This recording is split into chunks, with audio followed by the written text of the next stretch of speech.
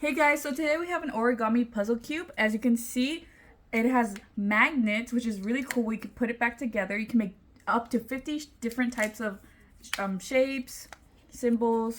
That's really cool. You can actually make it all apart and figure out how to put it back into a box. Let's show you an example. We could just mess around with it, make different shapes, how it just glides with it. It's a very fun fidget cube as well. So if you're bored, this is just, you can spend hours playing with it and trying to figure out how to put it back together. So it has very vibrant colors, and they do come in different kinds of colors as well. This is not the only one. And as you can see, it's just very fun to play around. Can entertain anyone for hours. See, I have two cubes, so I put it into one that can make as much shapes, even more shapes than more than 50, and it's just fun to play around with. I hope you guys enjoyed the video.